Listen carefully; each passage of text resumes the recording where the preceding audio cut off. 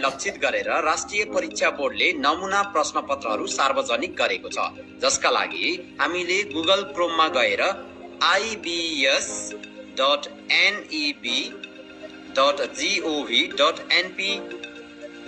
भनेर सर्च गर्न सक्छौं। यसरी सर्च गर्दा राष्ट्रिय परीक्षा बोर्डको प्रश्न बैंक प्रणालीमा हाम्रो पहुँच हुन्छ। अब हामी त्यहाँ सबैभन्दा माथि रहेको क्वेशन्स भन्ने मेनुमा हामीले क्लिक गर्यौं भने ओपन एक्सेस भन्ने देखाउँछ।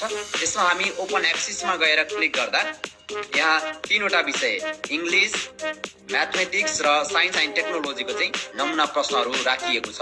हामीले जस्तो अंग्रेजी भनेर यसरी यहाँ क्लिक गर्यौं भने यहाँ अंग्रेजी विषयको प्रश्नपत्र देखा पर्छ र हामीले यसलाई डाउनलोड गरेर प्रिन्ट गरेर विद्यार्थीहरूलाई चाहिँ यसको प्र्याक्टिस गराउन सक्छौं। त्यसैगरी म्याथमेटिक्सको